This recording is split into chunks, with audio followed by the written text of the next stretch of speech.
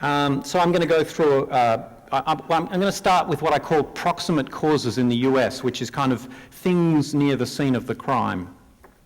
But of course it's spread. So we're going to start with proximate causes, and there's a whole bunch of them, and I'm going to talk about them fairly quickly.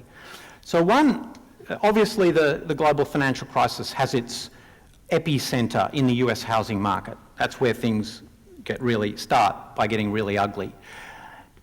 And there are many elements to this problem, and one of them is long-term public sponsorship of home ownership for groups that ultimately couldn't really afford it. There was, and this is a big story and an interesting story, and much of this long-term public sponsorship came about because there was quite strong evidence of racial discrimination in lending in the US housing market. And public policy understandably wanted to try and do something about that. There have been a range of things that have been done by public policy, by the US federal government to try and put pressure on lenders to lend to people further down the income distribution. Now that's a very understandable public policy position, but it was one of the elements that ended up causing trouble. Another problem is what can only be described as incoherent financial regulation of the US mortgage market. 4 regulators of the prime mortgage market and the subprime mortgage market was unregulated, largely unregulated. I'm not going to talk in great detail about the subprime mortgage market, but I'm happy to do it in more detail. I mean, some of this is about the subprime mortgage market, and I'm happy to do it more in detail when we get to the questions. There was a technological advance in the way mortgages were financed. Rather than banks financing mortgages, a new way of financing them was invented called originate to distribute, which was a mechanism by which mortgages were bundled up and securitized.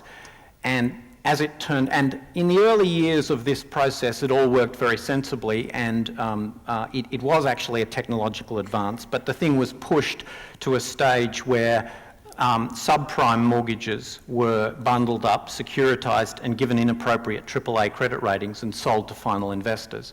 And this is a big story, and I can't go into all the details. The theory was that by doing this, you were diversifying risk. You were parceling it up into what were called tranches and spreading it to people who were most able to bear it.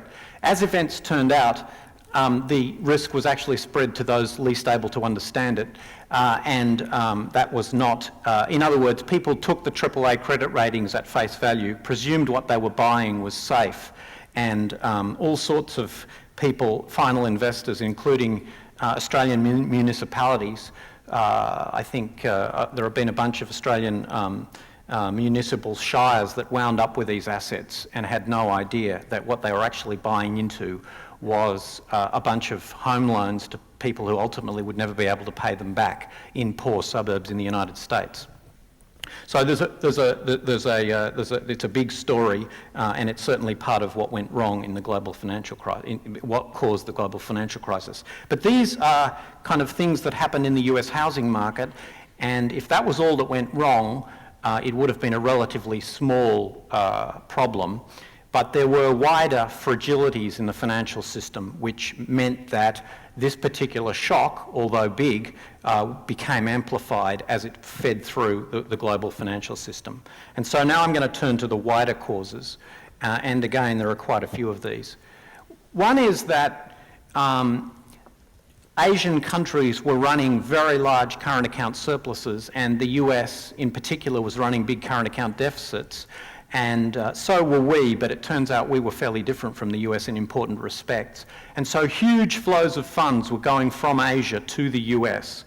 And at the time this was happening, most people thought that that was surprising in some ways, but also okay because the US had deep liquid financial markets and that the US would use those funds wisely.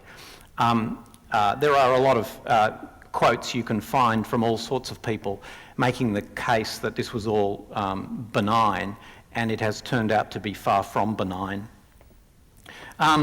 Low interest rates for a bunch of reasons, which again are complicated but but to do both with the structure of the global economy at the time and also US monetary policy, led to strongly rising asset prices, particularly in US housing, but also in equity markets. And what did the people do with this money? Well, unfortunately, they didn't do very sensible things with it. So a lot of banks, mainly in the US, the UK and Europe, gradually became more highly leveraged, by which I mean they advanced more loans for every dollar of assets that they had. And they did this for a lot of reasons. One, and this is kind of one of the tragedies of this story, the GlassSteagall Act in the US was put in place in 1933. Why was it put in place in 1933? Well, it was a response to the Great Depression. And it stayed in place until 1999 when it was repealed, and that allowed commercial banks to run large investment banking businesses. The people who put the act in place in the first place thought that it was dangerous to allow commercial banks to run large investment banks, and that belief survived until the late 1990s, by which time people thought that financial institutions knew what they were doing. There was also, there were regulatory frameworks that encouraged banks to shift loans from their balance sheet into all sorts of opaque,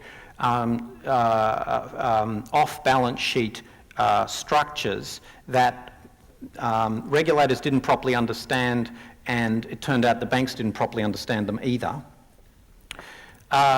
Times were good, so times were good, so that meant that you could make a lot more money by gearing yourself up. That's a kind of standard point, that if you've got $1 and you lend it out, then you can only make so much. But if you take that $1 and borrow $10 and then lend out the $11, you can make a lot more money, provided everything continues to be, provided the economy continues to be reasonably buoyant. And it was very profitable to gear up, and that's another reason why the banks did it. That quote, "While the music is playing, you have to get up and dance," was a quote from the chairman of Citigroup in the weeks before he was sacked. I'm going to show you a little bit more about Citi in a minute. That was perhaps the last thing he said that anyone took much notice of. Okay. So the next thing was that I've talked about low interest rates. Low interest rates also meant that people didn't earn that much by putting their money into banks, and so banks found all sorts of increasingly innovative ways to increase the yield that they could offer to their investors. Banks thought they had a better understanding of financial risks than ever before because they had invested in sophisticated models of risk, and they were confident that they knew the risks they were running. And if you've got if you think you know what you're doing, then that's another reason for becoming more leveraged, because you don't think you think that that you have a much better handle on the risks you're running. Well, it turned out that the models were sophisticated, but they were also fatally flawed. The models had very serious problems with them. This is reasonably technical, but I'm happy to talk about it afterwards. But basically, the models might have been sophisticated, but they were actually appallingly bad at giving you estimates of the potential losses that the banks could run if the shock was sufficiently big, as it turned out to be.